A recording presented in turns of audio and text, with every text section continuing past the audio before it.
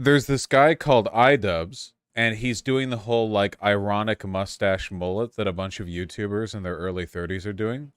I can't say that I approve of this trend myself. Don't play, thank you. You know? I think it's shameful, but I guess I'll make an effort to review this video on its own merits and not this. It looks good. I can understand how some people might say that it looks good. However, it is not my style. Vosh platforming some small YouTuber? Yeah, well, we'll see. iDubbbz, what's up? What's happening? What's the like-dislike on this? Yeah, I figured it'd be about this. Look, the only thing I know is that, like, a long time ago on YouTube, iDubbbz would say the N-word. And now, he doesn't want to say the N-word. And some people are really mad about that. That's really, like, the only thing that I know. I'm not joking. That is, sincerely, that is like a summary that describes the whole dynamic. You know? The only thing I see, and it's from, like, these like, leech drama accounts on Twitter commenting on this video, is they seem really offended by the concept of personal growth. I mean that sincerely. Like, they're basically like, huh, you used to do this, but now you don't want to do it? Wow. And that's it. That's, like, the entire argument. It literally, like, you've changed? Well, like, I mean, yeah, the changing happens. Yeah, I don't know. Let's watch the video. iDubbbz, hit it up. For a while, I felt like if I changed my content over time, that people would see that as a reflection of who I am and what I value. But I'm starting to realize that that is a very weak and passive way to, you know, run my channel and live my life. So I think it's, you know, if I'm going to have the balls to go to Tana's fan meetup and say slurs at her and then make a video about how it's okay to say slurs, I think I should have the balls to make an apology video and take accountability for the mistakes I've made. So that's what this video is. I've realized that I need to be crystal clear about what I believe. Honestly, I think a lot of it is that people see him as weak now. If he was strongly confident about his new beliefs, I feel like more people would respect it. Maybe. I don't watch enough of his stuff to get, like, a feeling for the entire way in which he handles this. The problem, okay, as I understand it, iDubbbz's videos have always been pretty smart and pretty funny. And even though he would go so far as to make, like, jokes that had the N-word in it, I never really got the impression that he was ideologically racist. You could argue, you know, him being that frivolous about it contributed to people being racist, and I certainly think that it did. And that is racist in a consequentialist sense. But ideologically, I don't think he's ever done any of this as, like, a cover for the mission to advance racism or anything. But he's always been a funny and I think fairly introspective person. And I think the problem is that when you make edgy content, depending on how things go, you know, you can attract a lot of different audiences, but there's a very high risk of attracting an audience that is all edge, no point. People who like the edge because to them, edgy humor is just an excuse to get to say the stuff that you couldn't say if it wasn't in the guise of humor. The kind of people who like edgy jokes because otherwise they wouldn't get to make jokes about race. They wouldn't get to talk about women, black people, Jews, trans people, whatever else. In their case, the humor is actually secondary. The joke, it's not about laughing. They're not actually trying to subvert expectations. They just want to express bigotry in a way that, you know, they can kind of, like, plausibly deny the intention. I don't think he ever did that. But a lot of his audience liked him for that. You know? So as he's moved away from that stuff, I think a lot of people have seen his move as hypocritical, which, to be honest with you, I don't. There's this lesser-known live streamer. He copied my style. Destiny. There's a story he used to tell. I'm sure he still does. I don't watch him anymore. About his use of the F slur, where he used to use it really frivolously, but then when he was in Poland doing some StarCraft training or whatever, he heard somebody use the F slur, like, in an obviously homophobic way, in a way that had no comedy, no context. It was pure vitriol. And in that moment, he realized, I think, something that maybe seems obvious, but I think genuinely can be kind of hard to immediately understand in some online environments, that the F slur is, a slur. It's not just like a hard-hitting word. For a lot of people, it carries a lot of weight, and a lot of people just like using it because of that weight, because it, allows them to express their disdain for gay people or whatever.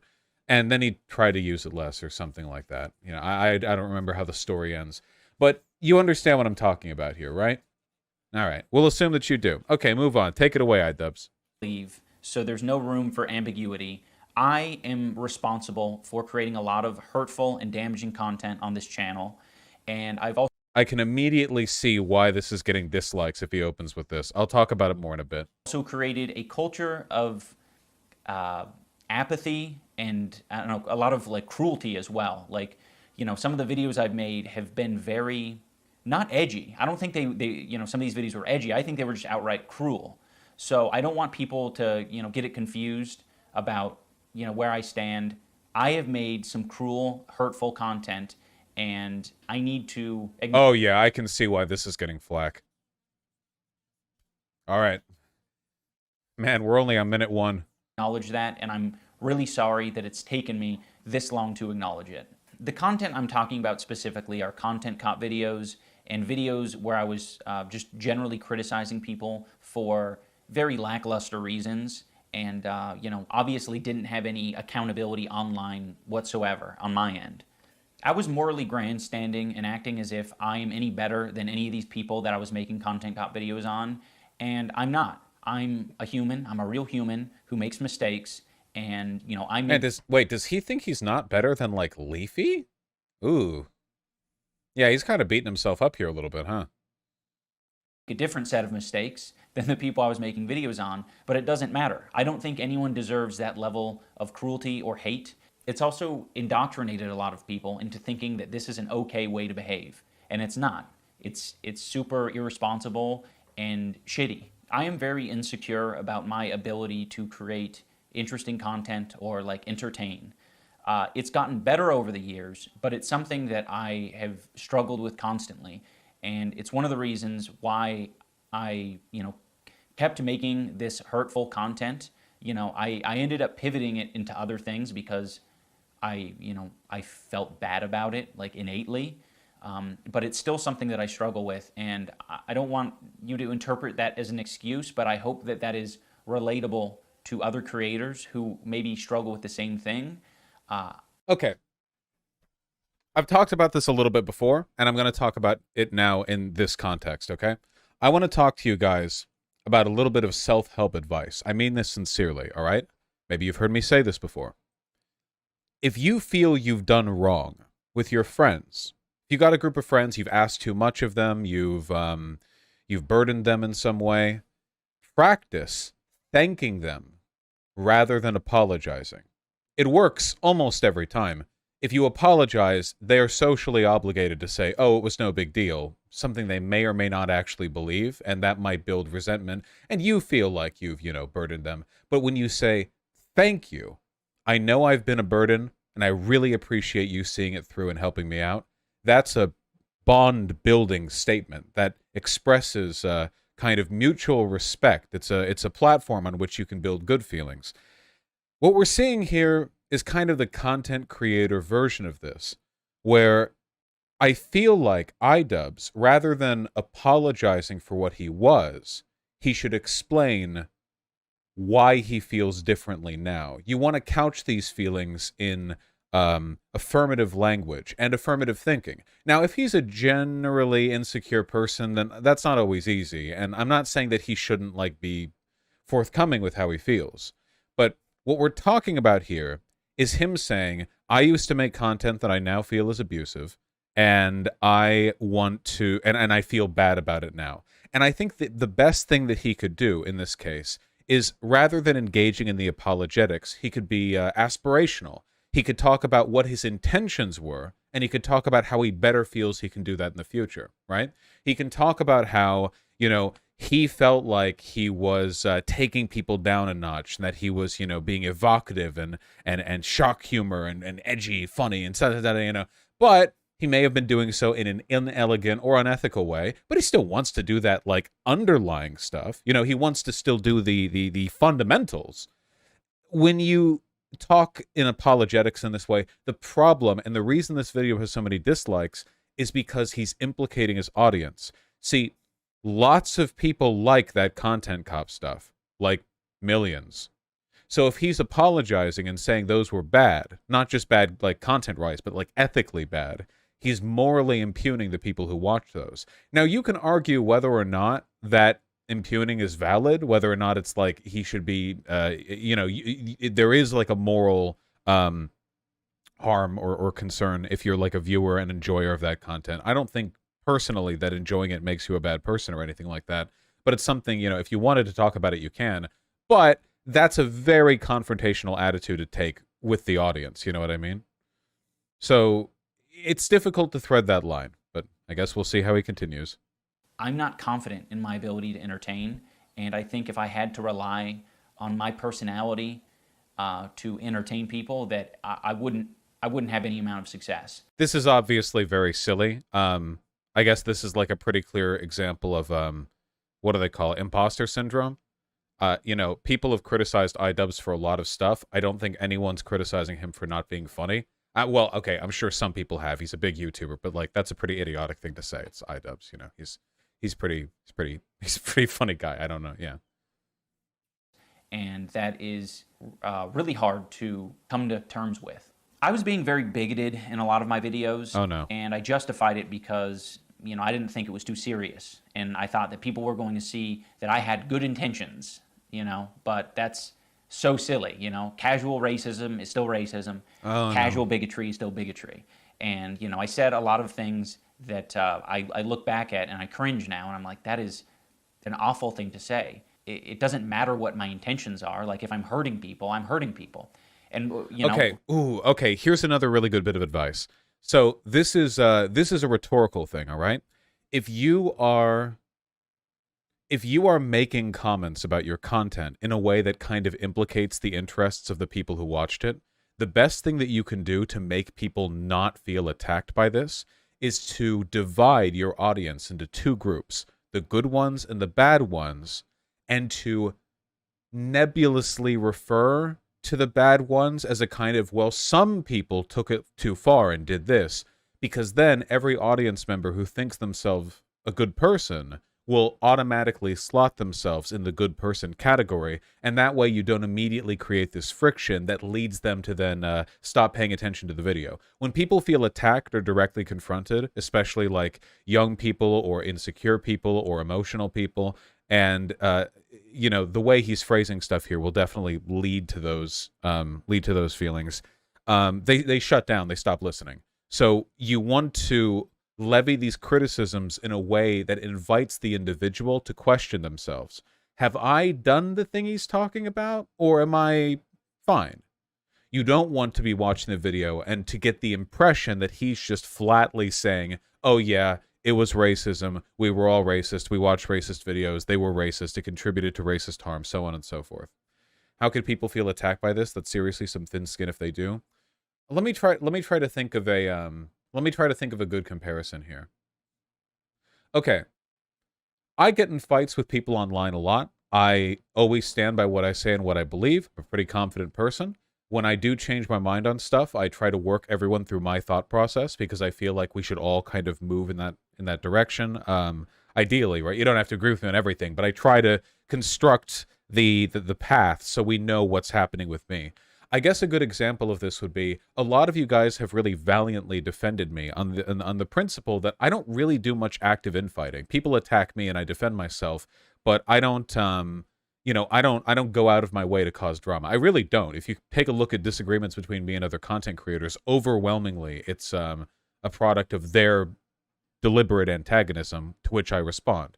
So with that in mind, imagine if I made a video one day where I said, yeah, I apologize for all of this. I've been harassing people. I've been abusive. My community was abusive. My videos have been abusive, and there's no excuse for it. Wouldn't you feel implicated? even if you logically can go, you know, like, okay, well, I've been fine. Don't you think on some level, some of you might think, okay, you know, I kind of stood with him on a lot of this. He changed his mind, but what, now I'm bad? You know, like you understand? Hopefully you get what I mean. Now, obviously, this isn't perfectly comparable, but there are people in my community who would feel that way, and I understand why they would. You know, we ride or die. Who the fuck knows what my intentions are? Like, sarcasm and like jokiness and jokey tone only goes so far, especially over the internet. Even in real life, that's like an impossible thing to know with 100% certainty. I've just always had this dumb philosophy that I'm not responsible for, you know, my audience and how they behave beyond what content I put out. That is a poisonous attitude for content creators. You aren't perfectly responsible for everything every member of your audience does. However, the general, like, collective behavior of your audience is shaped by your content, and it is reflective of what you do and what you say. So, yeah, I agree with him on this. That idea, like, I'm not responsible for my audience, is incredibly cowardly. And that's stupid, and it's led to a lot of hate and a lot of bad outcomes. And I just want to make it clear that I am absolutely responsible for my audience. Has a big crack down the side. You know, I guess if you want to, you know, look out for people who are red flags, it's definitely people who had my mentality that say, I'm not responsible for what my audience does. I know that... I fully agree. I think that's a huge red flag. Again, to be clear, you're not responsible for everything everyone in your audience does. That's ridiculous. But your audience as a whole, as a group, is pretty reflective of how you are, right? Like, of course, yeah. If you're a certain type of way, your audience will be a certain type of way. You can choose how to cultivate or punish or reward behavior in your community, what to prioritize, what to promote. That's just obvious, you know. The only people who say they're not responsible for their audience are the kinds of people who know their audiences are bad and don't want to take accountability for it. This apology isn't enough. I've clearly done a lot of damage. You know, these videos have been up for a long time and have accumulated millions of views. I shouldn't be able to just make an apology video and walk away from it. This is something that I should live the rest of my life with. Okay. No. The fundamental principle of rehabilitation as a social, like, norm, as a value, is the idea that you are not eternally defined by your past actions. I mean, obviously, all of us have to live the rest of our lives with everything we do. Like, I will have to live the rest of my life with the knowledge I brushed my teeth this morning. That's you know, that's like tautological almost. But in terms of, like, I bear the moral weight of my sin, that's not true at all. It doesn't work like that, you know? We do bad things sometimes, we do good things sometimes. But if you just do good things in the future, there you are. You're set. I wonder who he's making this for. The only people that I see go after iDubbbz are, like, Sam Hyde fans and lunatic drama-mongering YouTubers who hate him because he isn't reactionary. I don't... Is there, like, a... He's making this for himself? Yeah, I think you're right. This is like the least grifty thing I've ever seen in my life. This isn't just not grifting. This is like torpedoing your, like, I mean, think of what he's doing here, right? He's so honest. Yeah. I mean, credit for that, for sure, you know. Yeah, this is reverse grifting. Man.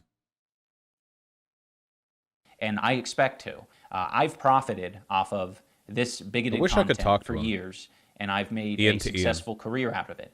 And that's not right. I think that this is only a step in the right direction, and I know that a lot more needs to be done to even approach a life that I would think would be, like, acceptable. I am running ads. Yeah, he is approaching this from a very, like, personal, I need to absolve my sins perspective, which I think is very respectable when it comes to, like, honesty and virtue, but in terms of producing good outcomes, I guess we'll see. on this video, and any revenue generated from this video, I'm going to match and donate to an organization that would have been particularly effective. I'm sorry, I got a $20 lono from YouTube chat that I think is worth addressing. God's Truth Seeker with the $20. Thank you. Vosh, you should see Shu's opinion. I've seen enough for her opinions. Thank you. The reason so many are upset is because he's painting a pic of himself in his old vids that never really existed. He was never a bigot. The HR department apology is for a demonized version of himself. I want to be clear. This isn't an HR department apology because this is sincere, which is kind of like antithetical to the whole HR department apology idea. But I think I agree. I do think he's like falling on the sword in a way that he doesn't have to. I think that he is a talented comedian and a smart guy. I think that he's made some mistakes, as have we all. And I think the best thing that he could do is try to move in a direction while convincing those around him that you can be socially conscientious. You don't have to be this like nihilistic, amoral asshole, while still being really funny and even being edgy. That yeah, I get. Affected by the type of rhetoric that I've been spewing on this channel.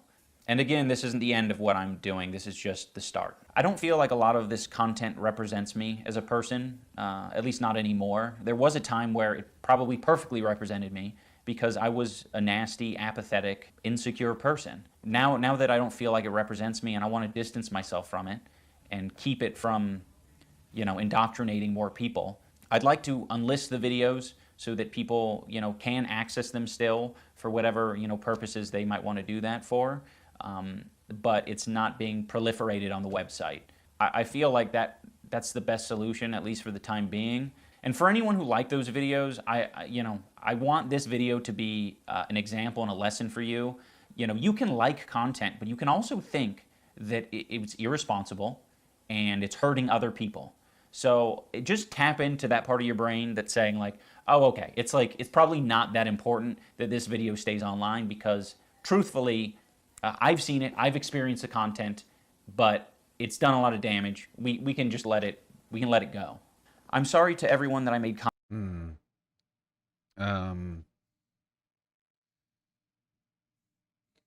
Generally speaking, I don't think the term responsible, like we can be responsible, I don't think that's very rhetorically effective. Again, I know that he's being sincere and this isn't like a politician's speech or anything. But I don't think I've ever seen a message which involved a call to greater responsibility for an online audience resonating well with them, because that's not something online audiences typically work with. Yeah, that's pretty difficult to sell. There's a better way to put that forward, I believe. content cop videos on. I still don't like the majority of you, and that's fine, but I can recognize that you did not deserve the hate and harassment that I sent your way. I particularly want to apologize to Tana. Tana, I'm sorry. I should have never made that video. I harassed Tana in person and then harassed her online, and that's deplorable behavior. It's so stupid. I'm also sorry to all the black viewers and minority groups who had to put up with that video and put up with, you know, the phrases. I said either it's all okay or none of it's okay. And that's just so dangerous and stupid. I have made content that I'm proud of over the years. The original tactical N-word. iDubbbz didn't do tactical N-words. iDubbbz did indiscriminate carpet N-words, okay? iDubbbz had Moab N-words. It hasn't been as consistent as maybe I'd like it to have been, but you know, there is a lot of content that I think had a net positive on the world, and you know, I'm going to strive to continue on that trend. But again, I'm absolutely going to. Yeah, huge. iDubbbz would drop like cluster landmine N-bombs, so that it would settle into the nooks and crannies and fields and forests of YouTube. So that, you know, like peasant children would find them while playing in the forest and just hear the N-word blared at them by a white guy out of nowhere. Continue to make mistakes, but I want the mistakes to be a lot smaller and a lot less serious. I also want to give some clarity to the post-fight speech that I gave. I mean, it wasn't a speech. It was a phrase. I was like, you know, I know I'm not everyone's cup of tea, But Oh, context. At the end of the more recent creator clash where he invited YouTubers to beat the shit out of each other, he had a very emotional and sincere final statement to the crowd. I believe he was quite happy here, so this isn't like sadness, just so, not everyone saw it. I really do appreciate the support, and thank you for coming. That was addressing the people over the years that I neglected and I left behind. The people whose feelings I, didn't take into consideration. Those are the people who I was addressing as, I know I'm not everyone's cup of tea. Anyone who thinks that I should be shouting the N-word from the rooftops, I don't want to be your cup of tea. Now I want to talk about events and situations that have happened over the past 5 years of my life that have led me to the place I'm at now. One year I was at a convention and a bunch of fans were, wanting pictures, and this particular fan came up to me and said, I know you probably don't like transgender people, but can I, get a picture? That smacked me in the face. I was like, oh, holy shit. Oh my god, it's literally the Destiny F-slur story. Why would you think that? But I mean, it was fairly obvious. I was being cruel, hateful, bigoted, and being very uncaring about people's feelings. That is a very fair assessment to make. I was giving this person bad vibes, and I think I've given a lot of people extremely bad vibes. Another event that was very important for me.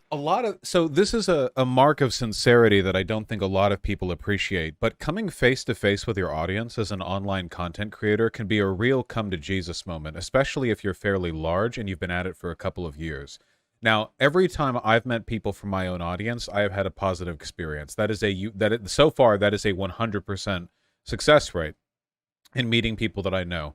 And for that reason and for many other reasons, I think that I have a pretty excellent community. But I think, yeah, now you're all going to conspire to ruin that streak. I imagine being a decent person and meeting a member of your audience who is both a very indecent person and who loves you for all of the reasons you don't like yourself. You understand what I'm talking about? That is a strange thing. And now, that's not happened to me, I'm happy to say. I know people to whom that has happened, and I can conceptualize it, and I think that would prompt reflection in most people. Now, a lot of people just don't care because they're also bad people. Like, a lot of YouTubers don't give a shit because they're bad people, like they earn their bad audience. There are plenty of people on YouTube who just like are in it for the money, so they don't really care. They're not very introspective. But introspection is just a plain good thing. I don't know how else to put it, guys. That's pretty straightforward.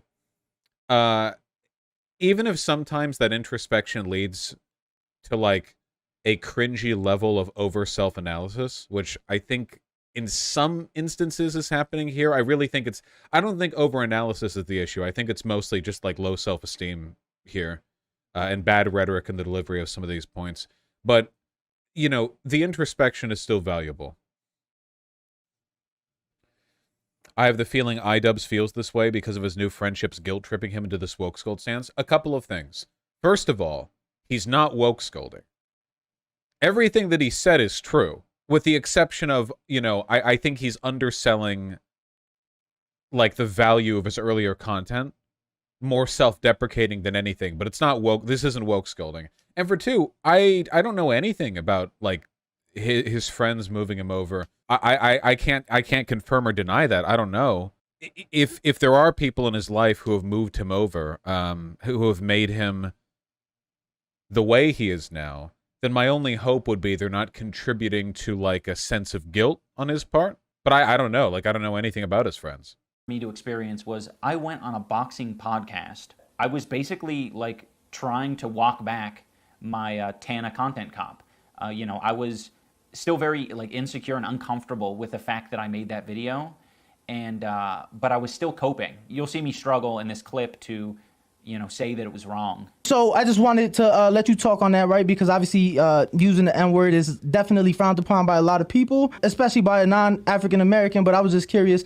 That was a very weird video because I wanted to like criticize her for her like sort of flagrant use of it. I've been pretty flagrant about it too, not in the same way. I thought there was a message to be shared there, and I don't think it was particularly. It was okay in criticizing her, but I think I probably wasn't the person to deliver the message, if that makes sense. There was a message. Okay, I'm gonna criticize this clip, I think.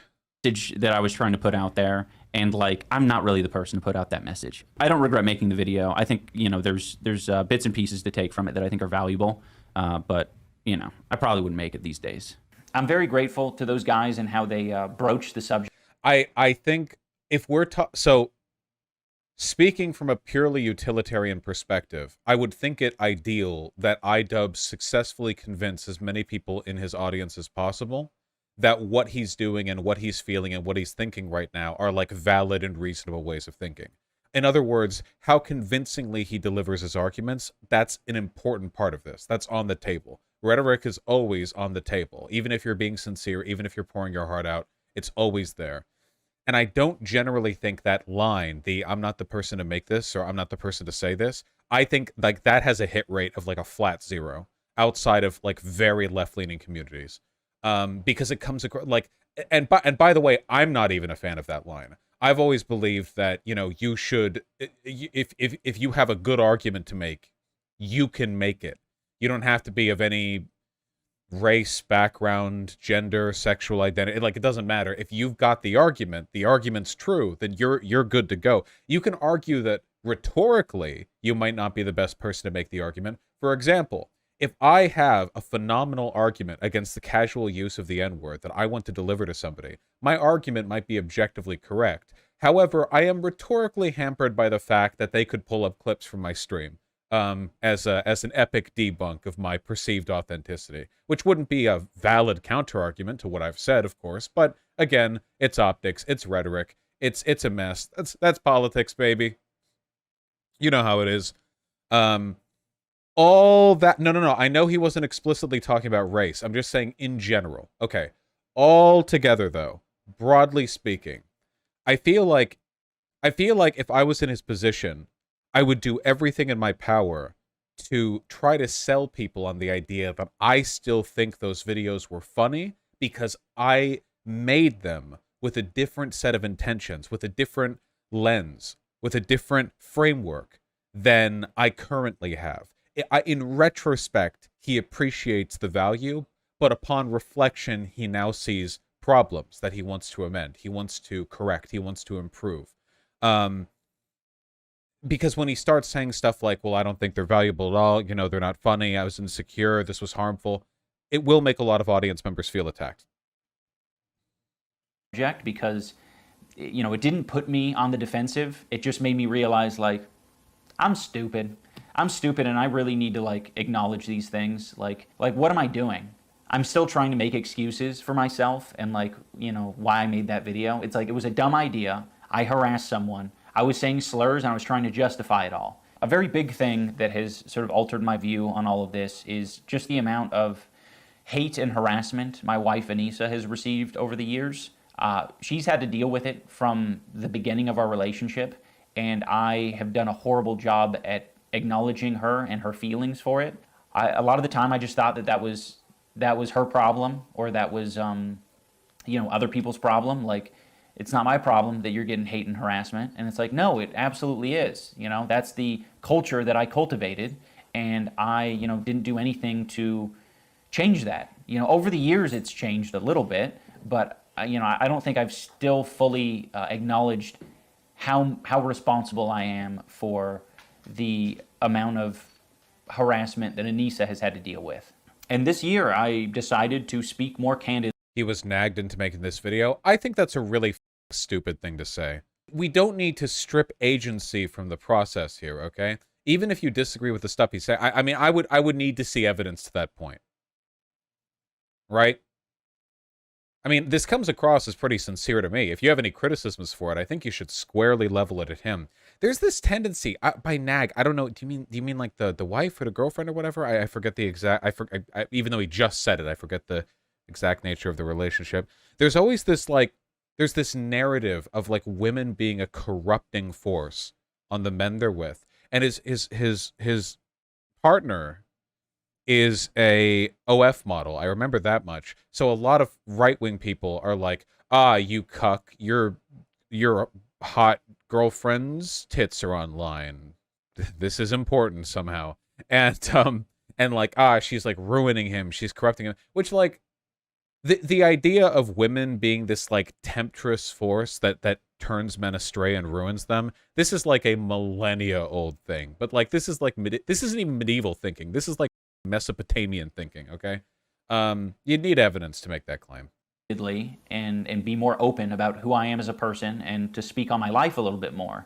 And I did that on Anthony Padilla's podcast. These are the people that I'm attracting. These are the people that I'm entertaining. Like, I need to reevaluate things. They're relating and enjoying this content for a reason, and that's not maybe the same reason that I'm trying to make. I think what he should say is like, I made these videos to be incisive. I made them to be funny. There is like edgy content there. There is stuff that at the time I thought was part of that like edgy comedy, but I've noticed a lot of people who like these videos don't care as much about the comedy or the point being made. They care about the fact that it's like funny to say the N-word, which, you know, are some of those videos funny? Sure, absolutely. And I'm, happy that I made them. But I think if that's what people are taking from them, like, now we have an excuse, like, that's kind of weird. And I don't know if those people are the ones that I want, like, clamoring to my content. Something like that, Something like that. I think that would be, hey, Keffels. Last September, iDubbbz followed me, and he told me his wife had been updating him to drop QFRs can. She was getting stalked on for 5 years. I have a lot of respect for him for sticking up for her. Online stalking and harassment is a real mental toll on people. Oh, yeah, for sure it does. Absolutely. And you would definitely know, right? What the f***? iDubbbz hasn't followed me. Very Wild West mentality when it came to online behavior. Like, people are going to do what they want to do. People are going to say what they want to say. And I can pretty much do the same because it's the internet. But I think you have to be a lot more responsible. If you guys are at all interested in how I've arrived here, that video gives, a good bit of context and talks about some of my life a little bit. There is a clip from this interview that's been floating around the internet. Oh, wait, I don't even follow him. Why don't I follow him?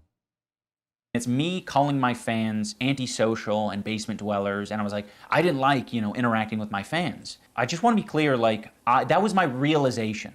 I think a lot of people are like, of course that happened, is because you were creating that culture, and you were attracting those people. And it's like, yes, I know. I know now. I didn't know before. It was my realization upon, meeting more and more fans that I was like, oh shit, you guys are struggling. It was easy for me to identify them struggling when they were outside of my... Just one clarification, one sentence from him, where he says something like, look, I know, like, most of my fans are great people, but there is this group, and then he would continue, would just do unbelievable good to the effectiveness of this video on the people listening and to the discourse that will be produced by it. Like, just that would do so much. Maybe that isn't what he thinks, Lamau. Well, I doubt he sincerely believes that every single one of the millions of people who have followed him are all bad people. So I think it would be more technically correct to say there are a lot of good fans, but there's this group. I don't think that would be dishonest. If he does sincerely believe that all of his followers or fans are bad people, then I don't think he would, like, even try to make this video. That'd be a very silly thing to think, I think. Body. But the antisocial basement dwelling incel that was inside here, I couldn't acknowledge that. I couldn't recognize that. So I needed the mirror to be held up to me. In closing, I want to say that I have always thought that I was an empathetic person because I thought, well, I get angry, I get sad. Of course I got empathy. Seems easy, right? Empathy.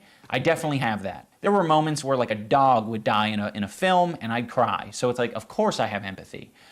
But I never did.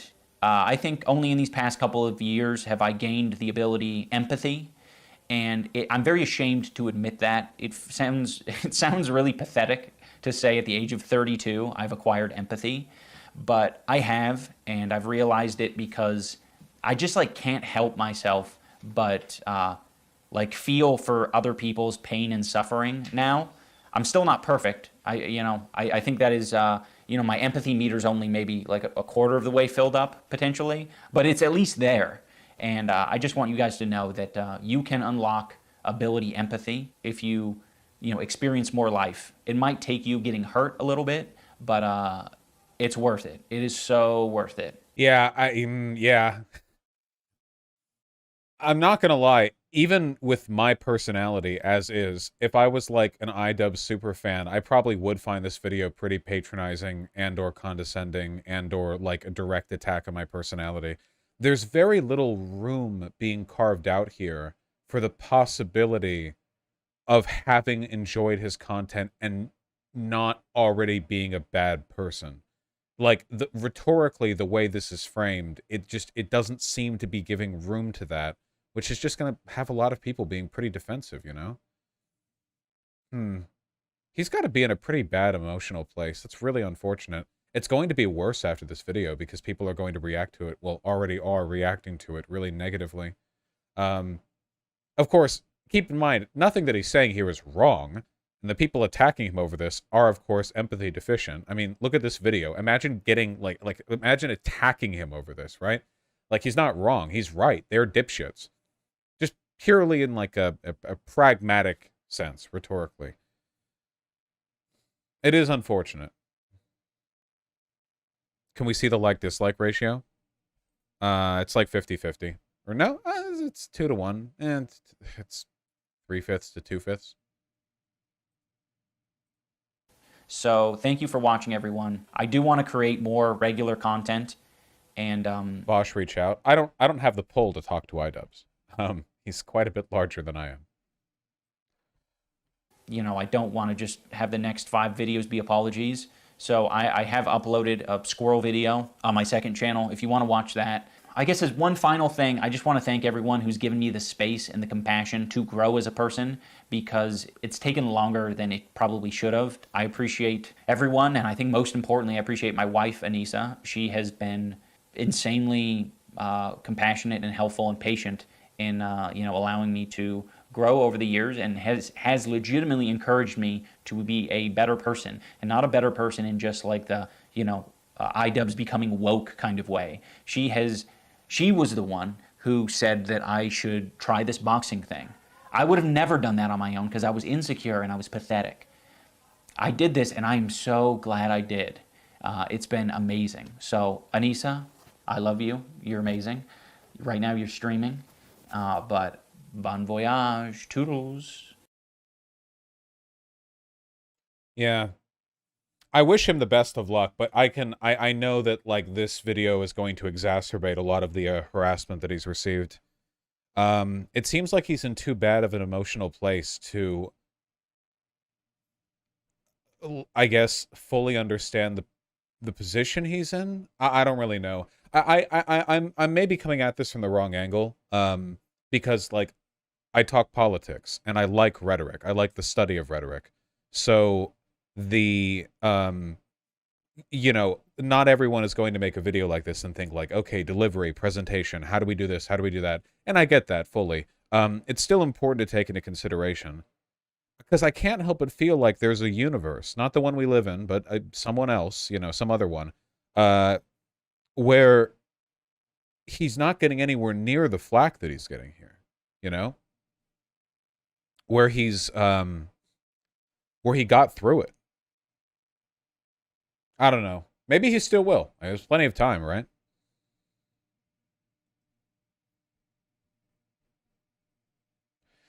I think you're definitely politics branding this one. No. To be clear, I'm objectively correct on this. This is why celebrities hire PR managers. No matter how sincere or insincere you are, whether you're motivated by grift or humanitarian interest, everyone needs good rhetoric. There's no getting around it. You need good rhetoric when proposing to your fiancé to be. You need good rhetoric everywhere. Talking to your parents, talking to your children, talking to rhetoric all the time. People who are good at speaking get so much further in life.